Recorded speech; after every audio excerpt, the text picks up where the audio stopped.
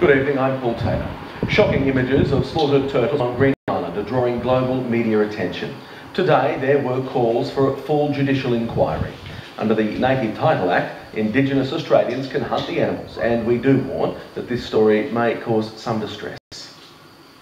On our pristine beaches, images like this greeting tourists, some images too graphic to broadcast. This turtle found on Green Island over the weekend, mutilated, its eggs taken. It's not even been taken for food. It's just had its fins cut off and its stomach sprawled out on the ground, and we're just appalled by that, really. Big Cat takes thousands of sightseers to the reef each year. Mr Davies says he's had guests crying after seeing the animals slaughtered on the beach. They're all going to have the reef to see a turtle, not what's left of a turtle. They don't come out there for sustenance hunting, to survive. They don't come out there for some ceremony. They come out there because they know they can do it. Animal activists say a total moratorium is long overdue. It's an Indigenous traditional we have to respect. The Hunt is calling for a full judicial inquiry to protect the majestic creatures. We had down at Cowley Beach 20 years ago 300 turtle nests, 2 years ago 34, last year 20 turtle nests, this year not a nest. The state government reiterates it's an Indigenous right. It is a traditional thing that we have to respect. They are the first Australians, and this is something that has been going on for 4,000 years. Queensland's Environment Minister Vicky Darling says most traditional owners take into account that hunting can be confronting. The Mandurah people near Innisfail have a self-imposed 10-year ban on turtle hunting.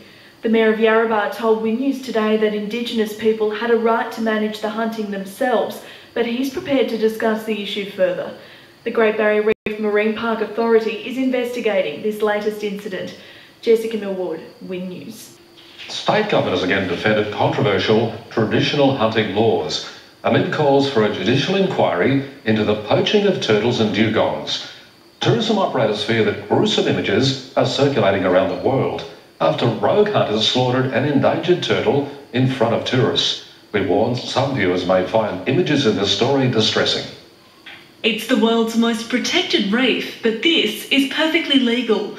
Distressed tourists watched as the creature they came to admire was cruelly killed. They're crying and you food. How can this happen? Rogue hunters are taking advantage of traditional laws. Indigenous locals are allowed to kill turtles and dugongs. Many have stopped to let species numbers recover, but others are out hunting in speedboats. Tourism operators worry it'll affect business and want the laws reviewed. It's not even used for food. It's had its back fins cut off, the eggs pulled out of it, and then just left to die on the beach. And that is a national disgrace. Endangered turtles are already in trouble after Yasi destroyed seagrass beds. It's been going on for 40,000 years. Sustainability has not been an issue. In January, a turtle was left to die slowly at Yarrabah. The LNP has promised to ban hunting in green zones, and the federal opposition is calling for a judicial inquiry. There is a poaching racket. The state government has ignored the evidence. There is a small minority of people who are taking turtles and dugongs for black market purposes. That is illegal, but it needs to be reported for authorities to act. Michelle Rattray, 7 News.